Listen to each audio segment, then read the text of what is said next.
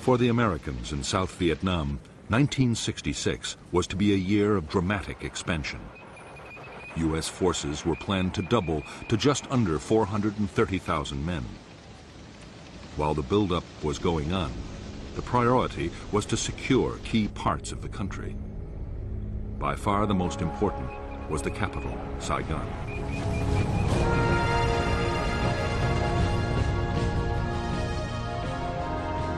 Saigon was a teeming city of 2 million people. It was the seat of the South Vietnamese government and the location of South Vietnamese and American military headquarters. Above all, Saigon was the symbol of the South's independence from the Communist North.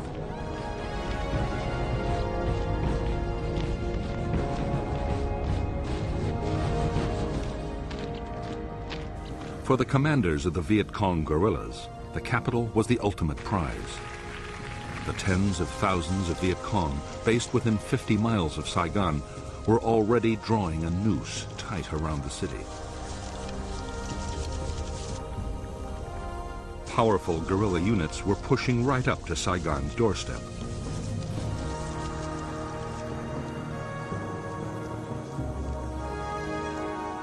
In the countryside around the city, traditional Viet Cong base areas had all the facilities the combat forces needed to prepare their attacks.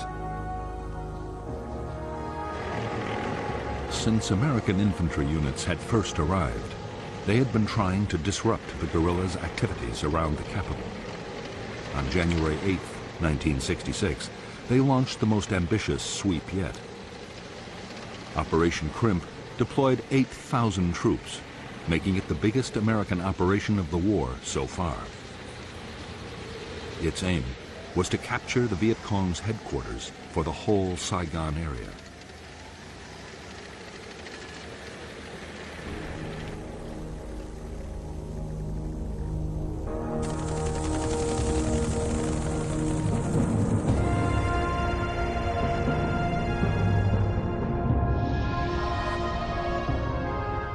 The Viet Cong headquarters for Saigon was believed to be somewhere in the Cu Chi district, the communist stronghold barely 20 miles from the capital.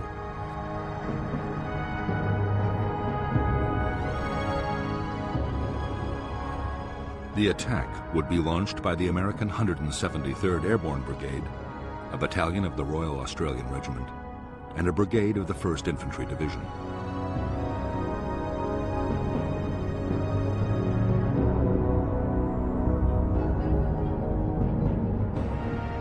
North of Cu Chi town was the disused Phil Hall rubber plantation and the forested area the Americans called the Hobo Woods.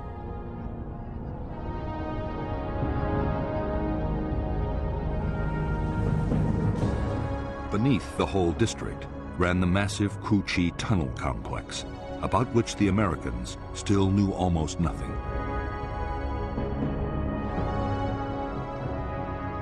In the tunnels were the Viet Cong's Cu Chi military headquarters,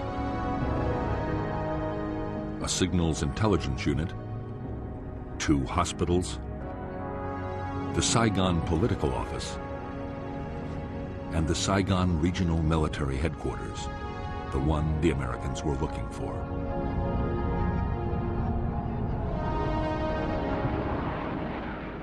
As with every American search and destroy sweep, Operation Crimp began with massive airstrikes and artillery bombardments.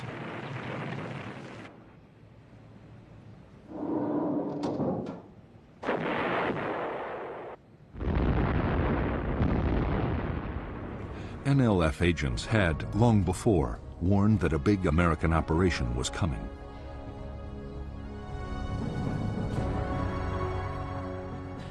Guerrilla commanders had already moved several thousand troops out of the Cu Chi area.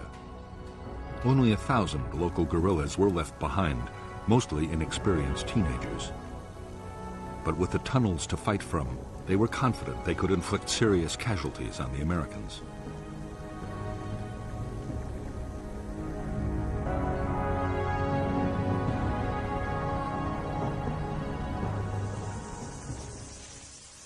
Right from the start, as the Americans attacked into the Hobo Woods, They faced rifle fire, grenades, and booby traps.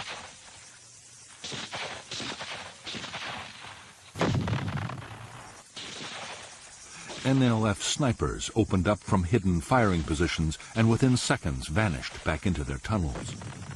The Americans hardly ever saw the enemy who was firing at them.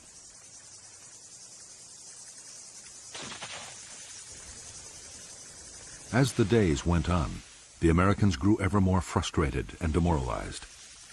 Dozens of men were killed or injured. Every path seemed to lead to a trap.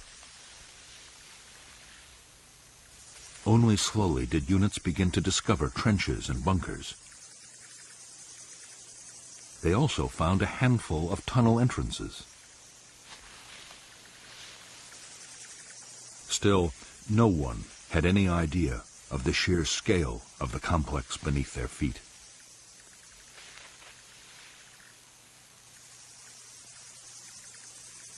Although the Cu Chi guerrillas had suffered casualties, they had achieved their main objective. The tunnel complex and headquarters had survived virtually intact, as had the whole Viet Cong organization in the area.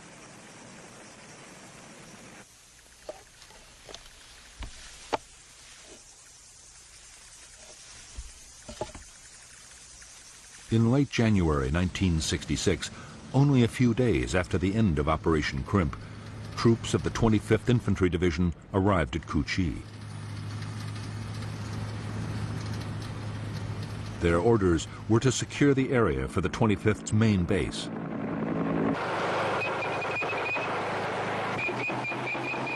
The Americans succeeded in pushing out a perimeter using every ounce of firepower they could muster.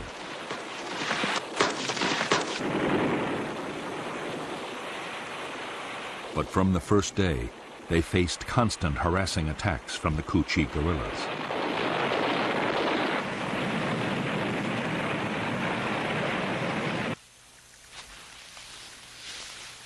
For months, the 25th Infantry Division was plagued by mysterious gun and grenade incidents inside its camp. Slowly, to the horror of the Americans, it was discovered they came from tunnels dug under the base itself.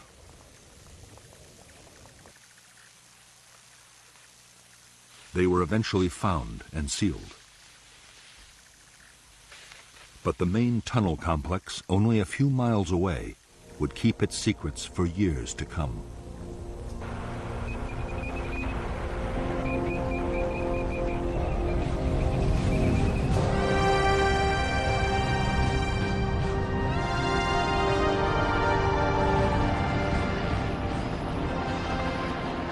In February 1966, the American 1st Infantry Division mounted 4 big search and destroy operations just north of Saigon.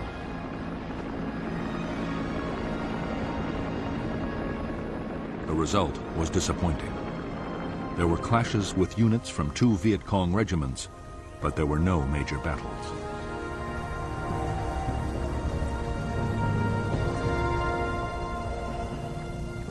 What the 1st's commanders wanted was a set-piece fight with the most powerful and dangerous enemy force in the region, the 9th Viet Cong Division. The 9th was made up of veteran regiments and was constantly on the move. The division was now poised to launch its spring offensive.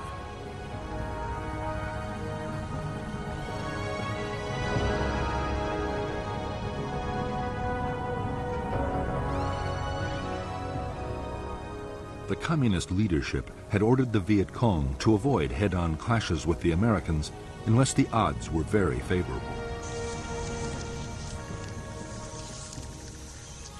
But NLF leaders still meant to fight aggressively. General Tan, the energetic commander of the NLF, strongly believed that the soldier was more important than his weapons. Tan was certain that what the troops of the 9th lacked in hardware, they would make up for in revolutionary zeal.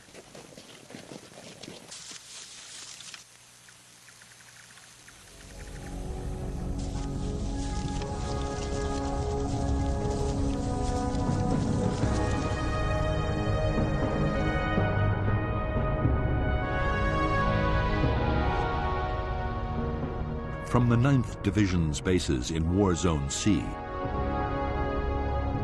2 regiments headed into the Viet Cong strongholds of the Iron Triangle and War Zone D. At the same time, the 2nd Brigade of the American 1st Division was pushing into War Zone C, and the 3rd Brigade was moving into the Iron Triangle. The first clash came on March 5, 1966, when the whole 272nd Regiment attacked a battalion of the 3rd Brigade at Lo Qui. Intense U.S. air and artillery strikes drove off the attackers. 2 days later, the American 1st Brigade, with a battalion of the 173rd Airborne, swept into War Zone D.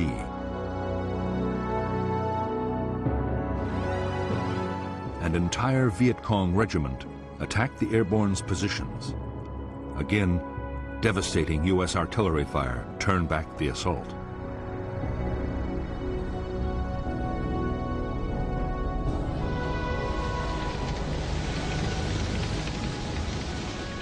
In the March battles in the Iron Triangle and War Zone D, skillfully directed American firepower had averted disaster.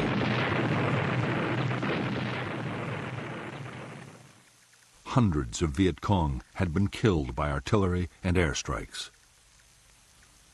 However, to the intense frustration of U.S. commanders, after the fights, the Viet Cong regiments had simply melted away.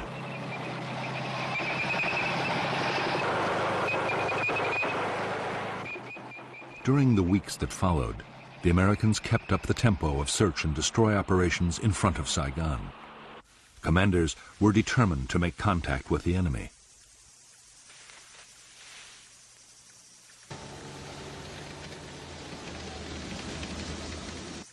In late April, they launched a major operation into War Zone C to try and find the Viet Cong 9th Division.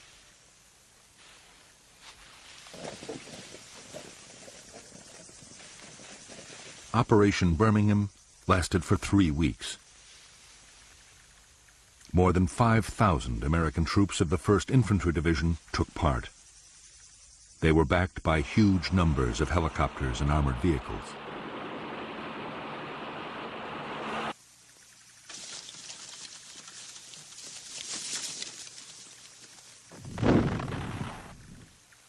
Although there were hundreds of vicious small-scale actions fought by platoons and squads on both sides, the big battles the Americans hoped for never did materialize. In 3 weeks, only 100 Viet Cong were killed.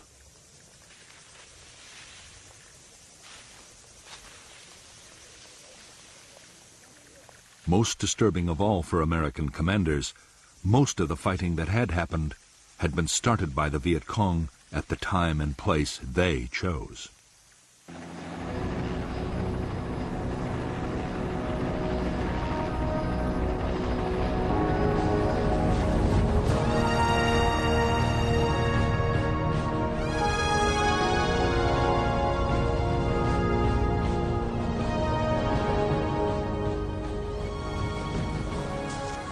From the start, the Vietnamese had followed the 7 principles of guerrilla warfare laid down by the Chinese leader Mao Zedong.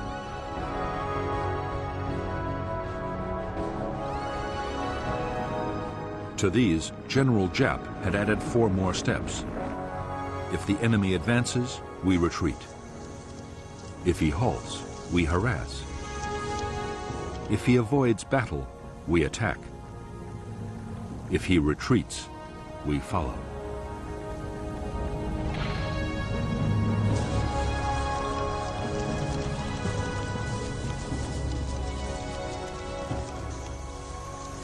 Almost every search and destroy operation the Americans had launched had been met with Giap's tactics.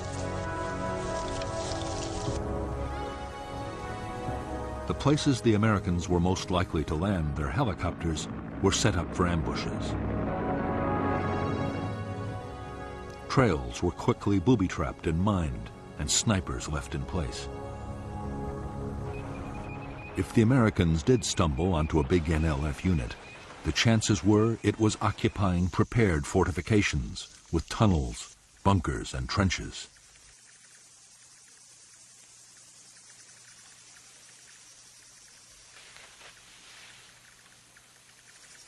It was when the Americans set up a defensive perimeter for the night or created artillery fire bases, as they did during every operation, that the Viet Cong would attack in strength.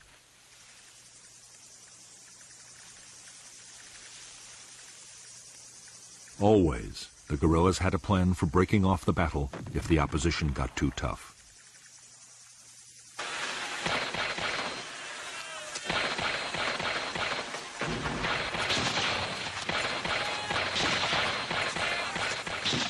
At first, American tactics had been totally unsuited to dealing with a skilled guerrilla enemy. With hard-won experience, that was changing. Commanders learned that helicopter landings had to be fast and aggressive.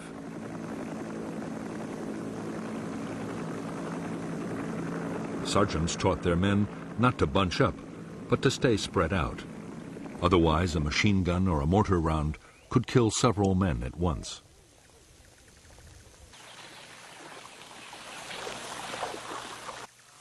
When camp was made, perimeter defenses had to be strong, with clear fields of fire all around. Above all, American soldiers learned they had to be vigilant at all times.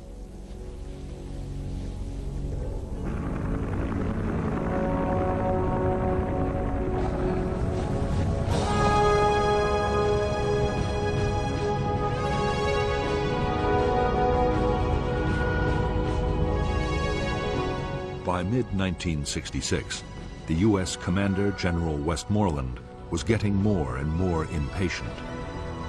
His whole strategy depended on causing the enemy to lose men and equipment faster than they could be replaced. For that, Westmoreland needed big battles.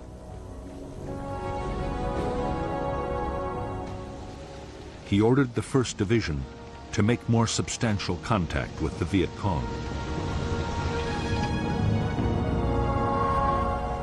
Most of the battles that did happen were started not by the Americans, but by the NLF 9th Division.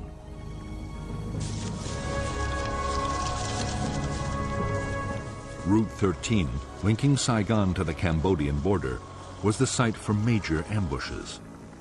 In some, the guerrillas struck with 1,000 troops at a time.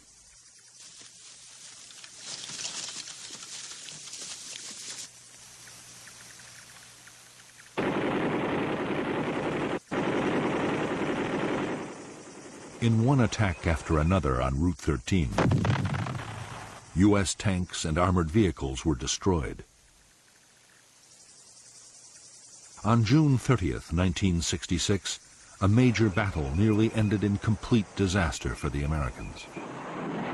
It was fiercely effective air and artillery support that saved the day.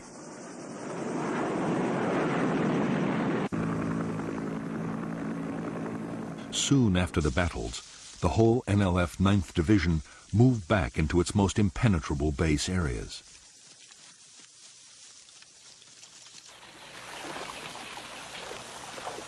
Some crossed over into Cambodia. There, General Tan meant to rebuild the division for a new campaign in November, the start of the next dry season.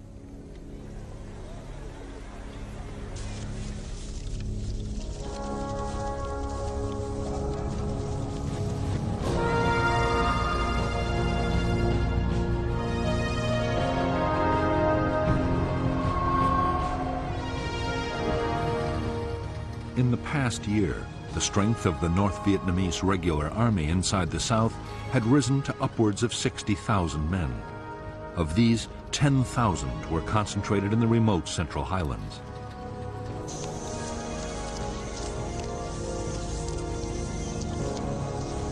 It was this area that General Giap, the North Vietnamese army commander, saw as a killing zone, a battlefield on which enormous casualties could be inflicted on the enemy.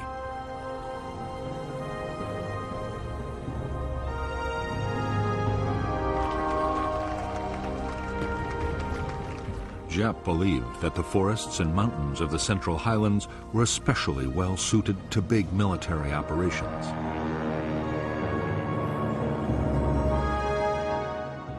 Whole regiments could be hidden, and the highland weather could be relied on to disrupt American air power. The troops would also be close to supplies and reinforcements across the Cambodian border.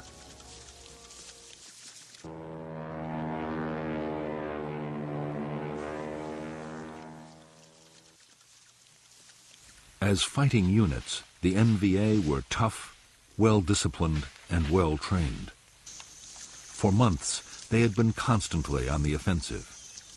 Their main target was the South Vietnamese Army, but isolated American Special Forces camps were also hit.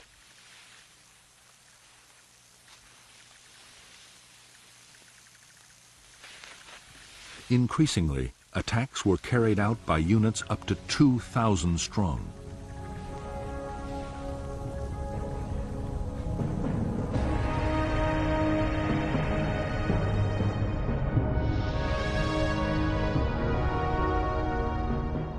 The North Vietnamese Army units in the Central Highlands of Vietnam were part of a strategy meant to keep the Americans off balance.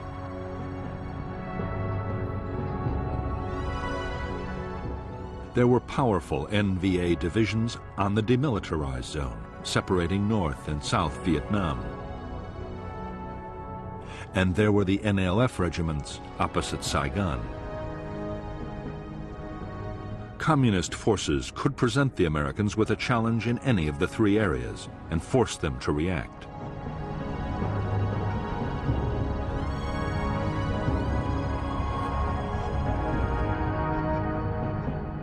By the middle of 1966, North Vietnamese units crossing the demilitarized zone had successfully drawn the U.S. Marines north.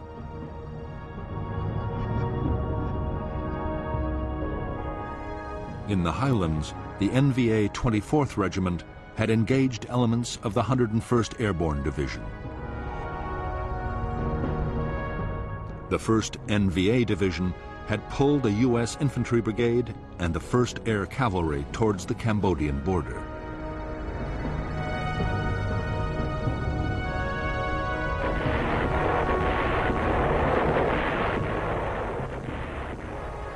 The Americans in the Central Highlands did succeed in inflicting thousands of casualties on the North Vietnamese Army.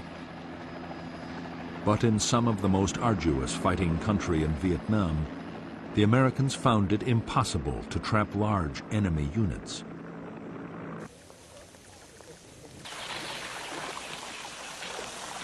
Time after time, they succeeded in slipping through the net.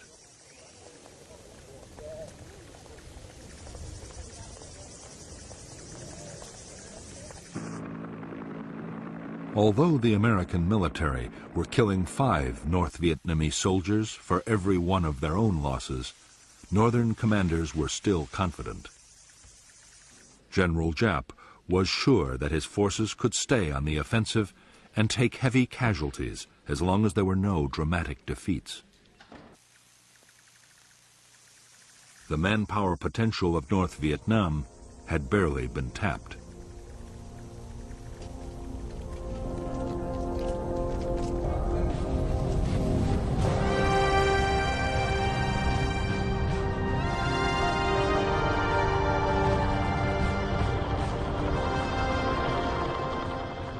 From the start of its war in Vietnam, the U.S. Army had found the conflict to be unlike any other. As Viet Cong attacks proved every day, there was no front line. Each side controlled only the territory immediately around its positions or its bases. The Army was calling it area war.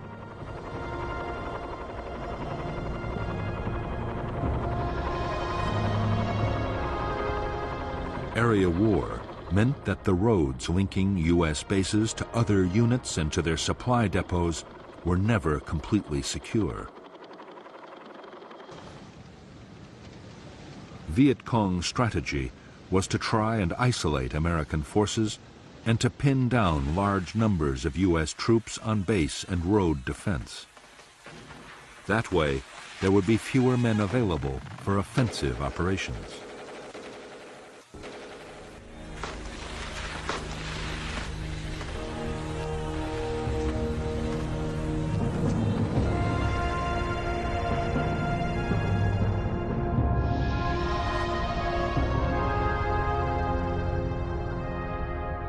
The supply lifelines for the 25th and the 1st U.S. Infantry Divisions were the roads linking their major bases to Saigon, Bien Hoa Air Base, and Long Binh, the biggest supply depot in Vietnam.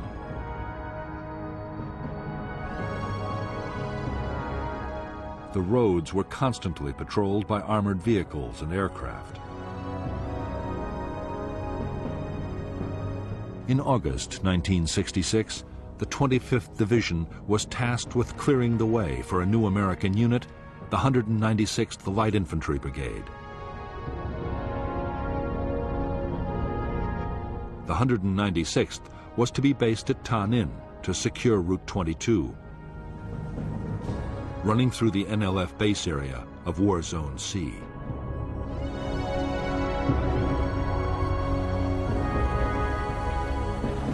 By October 1966, the NLF 9th Division had almost recovered from the battles of the previous July. Its losses in men and equipment had been replaced by supplies and reinforcements sent down the Ho Chi Minh Trail from North Vietnam.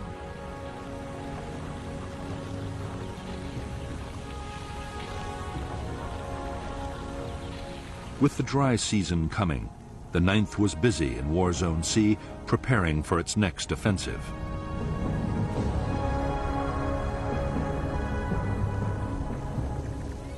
The renewed activity of the 9th Division did not pass unnoticed by the Americans.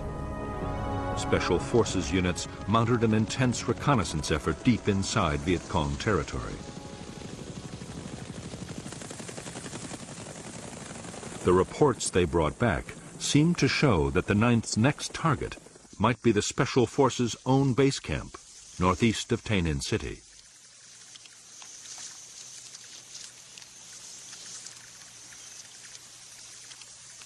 American commanders were determined to disrupt the Viet Cong's plans. The 196th Brigade was ordered to mount aggressive search and destroy sweeps near the Special Forces camp area. The sweeps, starting on September 14, 1966, were codenamed Operation Attleboro.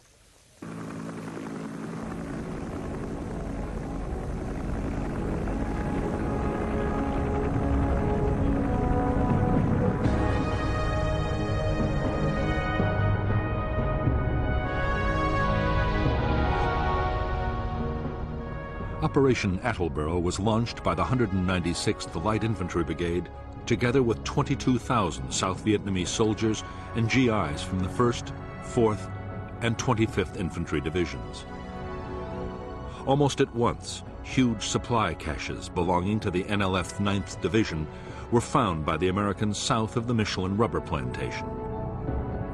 It was believed the NLF were somewhere between the plantation and the American Special Forces base at Suy Da.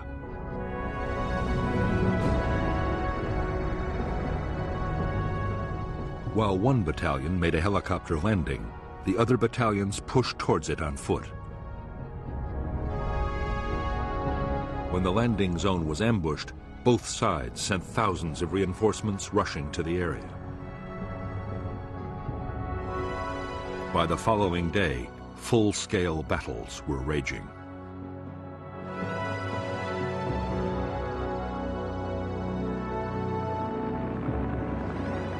In the first days of Operation Attleboro, almost every fresh American unit sent in was ambushed.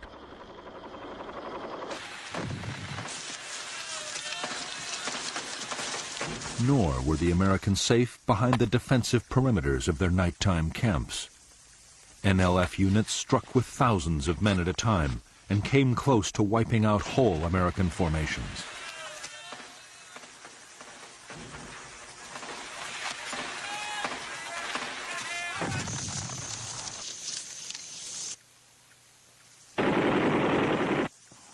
It was intense air and artillery support that, in the end, as in so many battles, saved the Americans from disaster.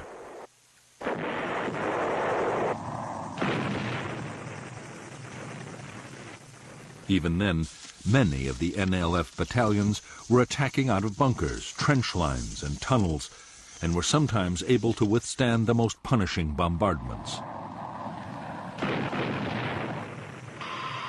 The inexperience of the 196th was also telling.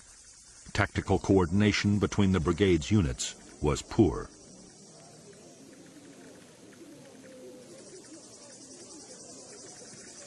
Although the situation was desperate, American commanders in Saigon also saw a major opportunity.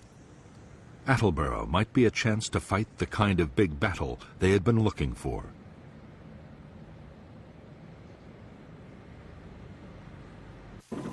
The 1st Infantry Division raced 2 brigades to the area, and unit after unit was piled on.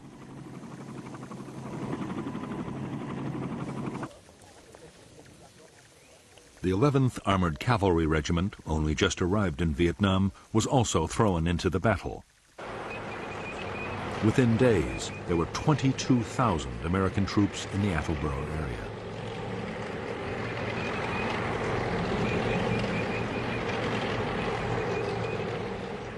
The massive buildup of American forces was the NLF's cue to disengage. Although fierce firefights continued wherever the two sides came into contact, the 9th Division began to withdraw. Its big units broke down into smaller groups and slipped away towards Cambodia, where the Americans were forbidden to follow.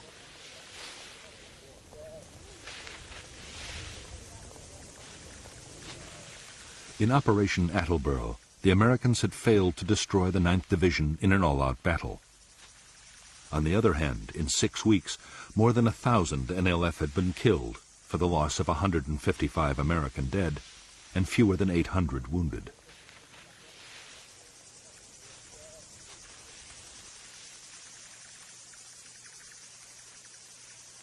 U.S. troops had captured a massive amount of enemy stores and documents, and Viet Cong plans for the coming months had been badly disrupted.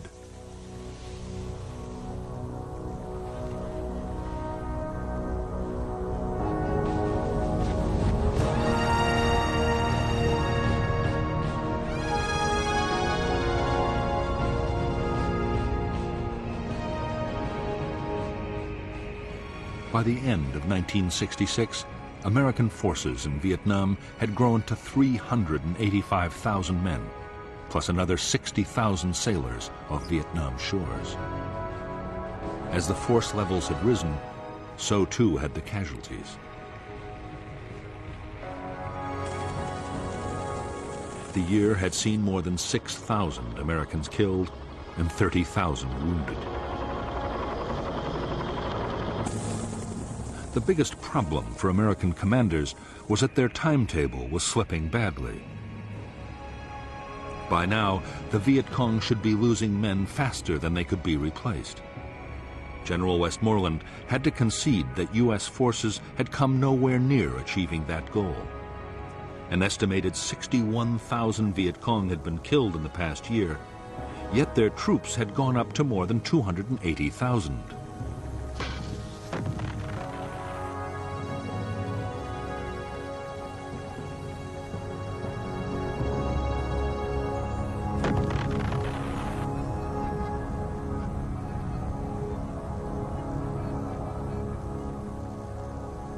Part of the problem was that the American bombing campaign against North Vietnam and its supply routes to the south was still failing.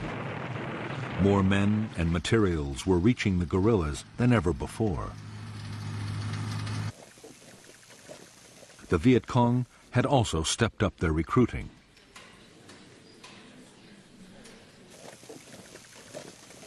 There was one cause for optimism on the American side. Operation Attleboro had seemed to show the Viet Cong would fight if their base areas were threatened.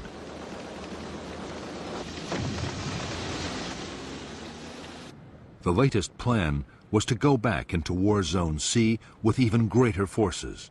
But first the Americans wanted to solve an immediate problem. The districts just in front of Saigon, the Iron Triangle and Cu Chi, were still major Viet Cong strongholds.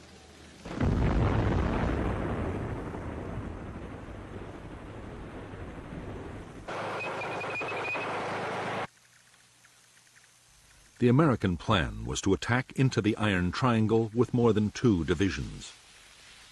The guerrillas would be trapped in their own base areas and annihilated. At the same time, another attempt would be made to capture the Viet Cong Saigon military headquarters. The whole area would then be systematically destroyed.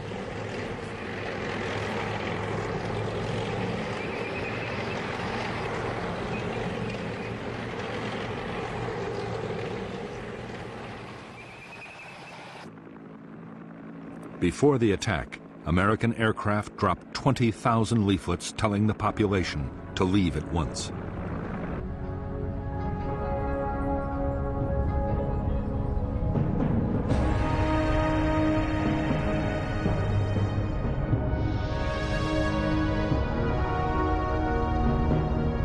The Iron Triangle was an area of 60 square miles lying between the Saigon River and Route 13, with the village of Ben Suc on its western side.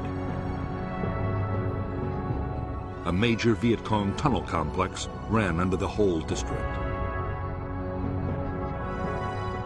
The 272nd Regiment of the NLF was operating there, along with 2 battalions of NLF Main Force, 2 independent NLF battalions, and the Phu Loi Battalion. But on the eve of the American offensive, most troops were withdrawn. Only local NLF companies were left to defend important installations. The American plan for Operation Cedar Falls was that the 25th Infantry Division and other units would occupy blocking positions on the western side of the Saigon River, forming an anvil.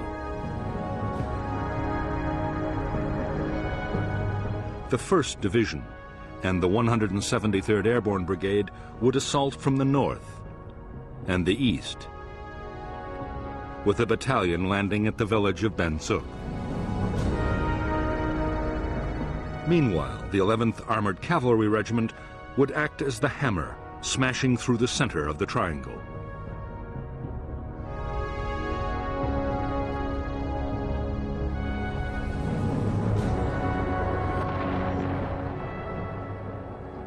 Operation Cedar Falls opened with 4 days of attacks by B-52 bombers.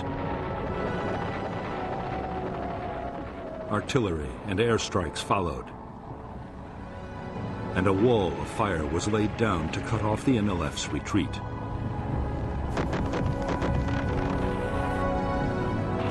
On January 8, 1967, 16,000 U.S.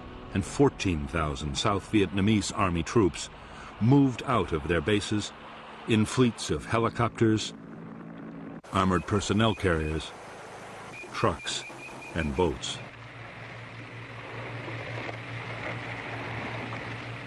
In the first hours of Operation Cedar Falls, the village of Ben Suc had been captured with barely a shot fired.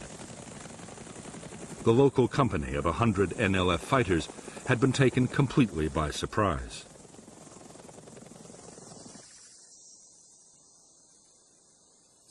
As the village's 6,000 inhabitants were rounded up for interrogation, bulldozers began to level every building in sight.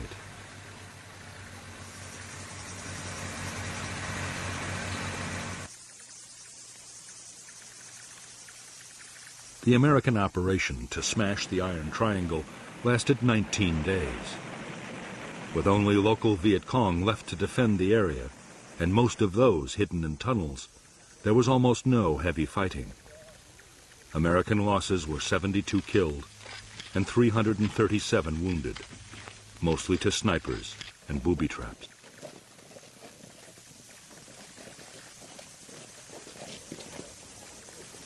In Ben Suc and in the Tan Dien forest, the Americans uncovered dozens of tunnel entrances. By now, they were better prepared. Specialists, known as tunnel rats, had trained to go down tunnels and explore.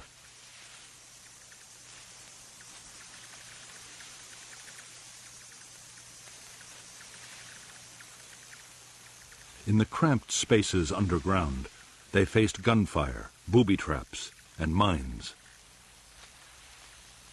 The problem was, there were only a handful of tunnel rats, and the complexes were enormous. Whenever tunnels were found, the Americans made determined efforts to destroy them. Demolition charges, explosive gas, and flooding were all tried. Riot control agents were pumped in to try and force the Viet Cong to come out.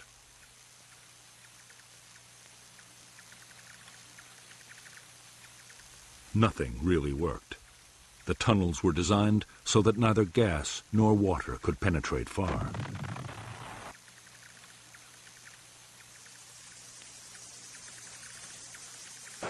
The Americans had discovered only a small number of the Viet Cong installations hidden in the Iron Triangle.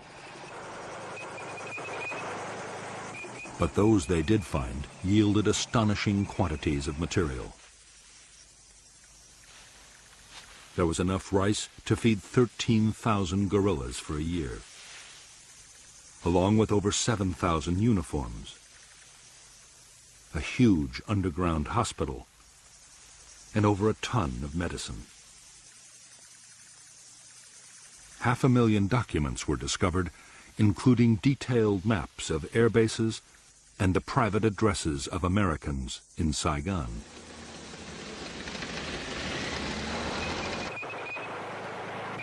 Some U.S. commanders immediately hailed Cedar Falls as a major success. Westmoreland was much more cautious. The main NLF military headquarters had not been found. Neither had any sizable enemy unit been brought to battle and destroyed. In the end, 720 Viet Cong had been killed for the loss of 72 Americans.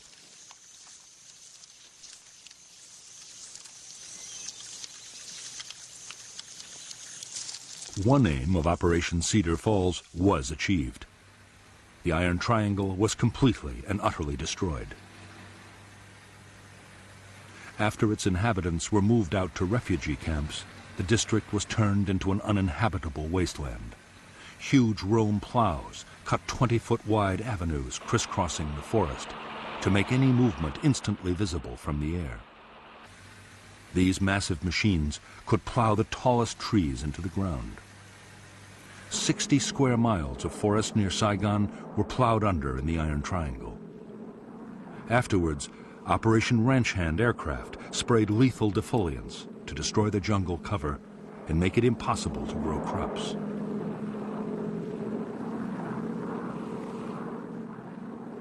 After the Americans had pulled out, almost the whole of the Iron Triangle was designated a free fire zone. Artillery or bombs could be rained down at will, and anyone that moved could be attacked from the air.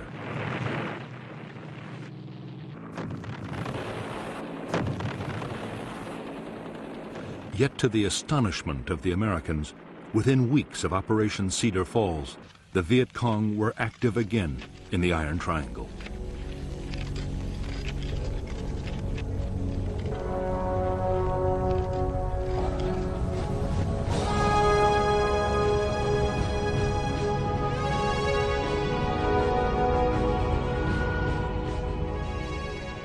By mid-February 1967, American commanders had again turned their attention to War Zone C and the NLF's 9th Division. The new offensive was codenamed Junction City. Westmoreland had ordered his commanders to think big, and they had planned the most ambitious search and destroy operation of the war so far. 30,000 American troops would take part, together with 5,000 men from the South Vietnamese Army.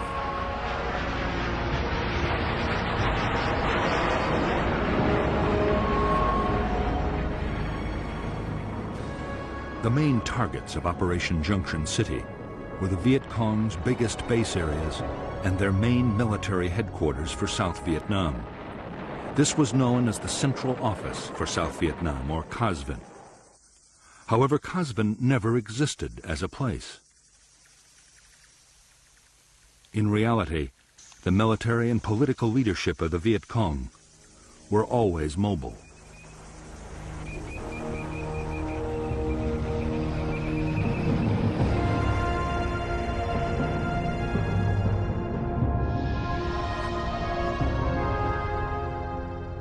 The Viet Cong base areas of War Zone C held the 9th Division's 3 regiments, a regiment of the NLF's new 5th Division, and 2 North Vietnamese Army regiments, altogether more than 10,000 troops.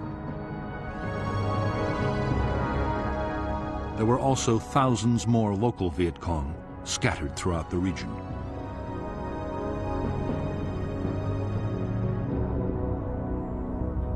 Operation Junction City called for 2 American brigades to block the Viet Cong's escape to the west over the Cambodian border. 2 more would block to the east. Infantry and airborne forces would close off the north by helicopter and parachute landing, forming a giant horseshoe. Armored cavalry and infantry brigades would then sweep northwards, overrunning all enemy units in their path.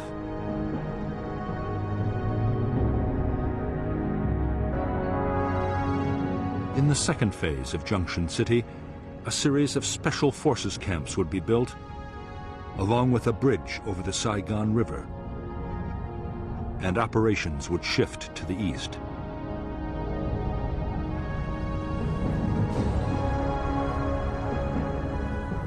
By February 21st, 1967, the Americans were ready to launch Junction City.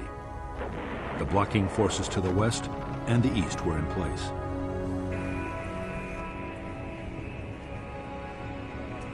All that remained was to insert the northern force.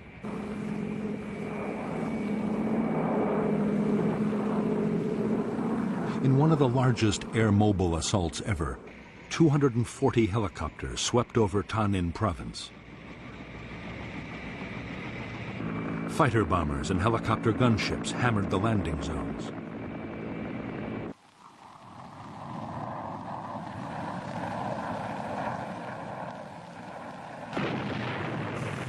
Within hours, 2,000 troops were deep inside Viet Cong territory. At the same time, in the first parachute drop of the Vietnam War, nearly 800 men of the 173rd Airborne completed the American Horseshoe.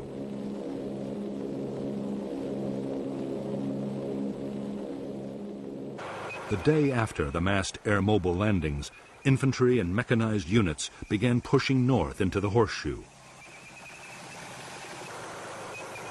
The terrain was dense forest. The whole area was riddled with Viet Cong fortifications, tunnels, and bunkers.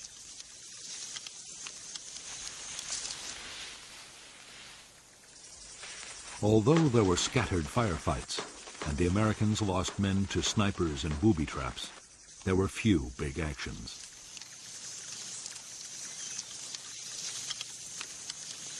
Often, guerrilla installations were found abandoned.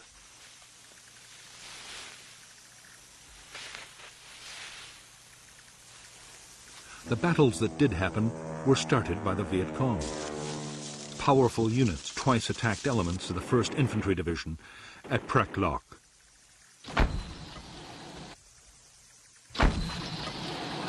Furious American bombing and artillery fire drove off the assaults.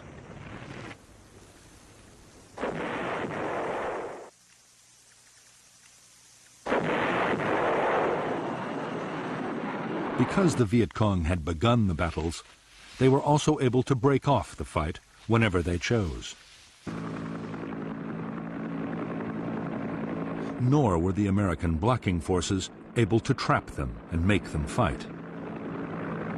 The dense vegetation meant the guerrilla battalions could break down into platoons and filter through American lines. By now, the Viet Cong military leadership the Americans were searching for had also slipped away, across the border into neutral Cambodia.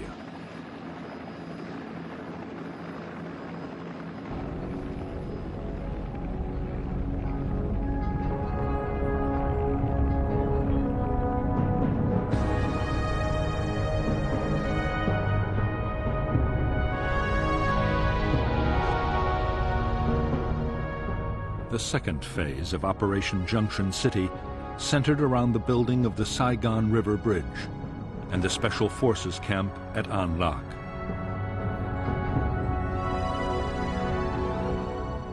Convoys of trucks shuttled up and down Route 13 with building materials. For defense, artillery fire bases, including Fire Support Base 20, were scattered along the road. Firebase Gold and Landing Zone George were created for search and destroy sweeps.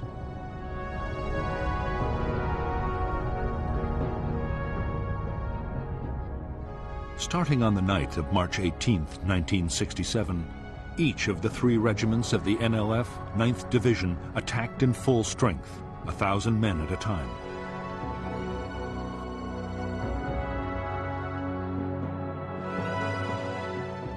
Each attack was driven off by overwhelming American air and artillery fire.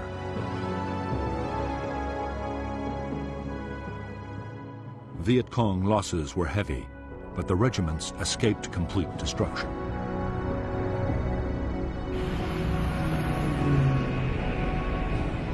Operation Junction City lasted 72 days. By its end in May 1967, this operation, coupled with the Cedar Falls offensive, had cost 282 American lives and 1,500 wounded.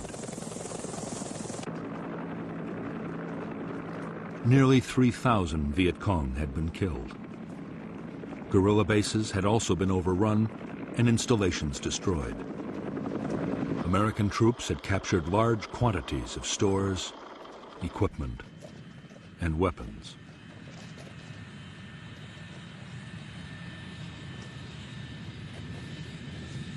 Although some American commanders hailed Junction City as a turning point in the war, the operation was barely over before doubts began to surface.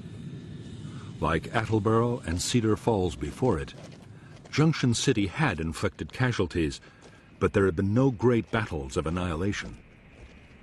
The Viet Cong's regiments were bruised, but still intact. Nor did the Americans or the South Vietnamese Army have the forces to occupy the area indefinitely.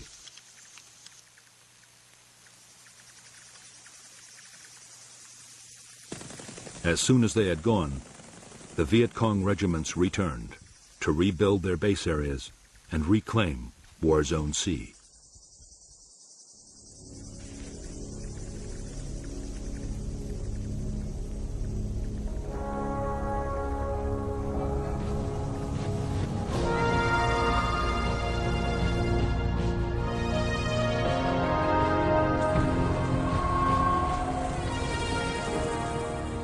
In July 1967, the U.S. Defense Secretary Robert McNamara flew to Saigon to discuss strategy with American and South Vietnamese leaders and officials.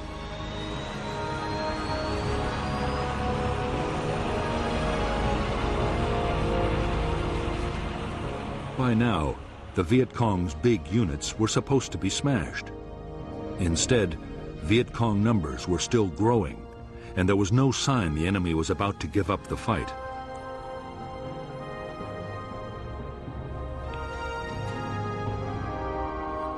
McNamara had already recommended an increase in U.S. troop strength to more than 500,000 men. But now he doubted even that would produce victory soon.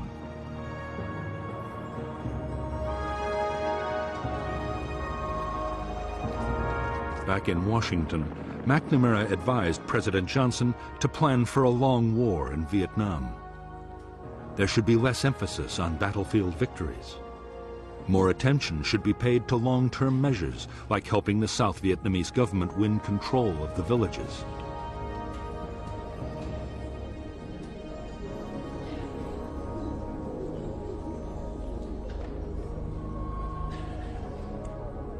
Meanwhile, the cost of the war in casualties and dollars should be kept down in case the American public lost patience.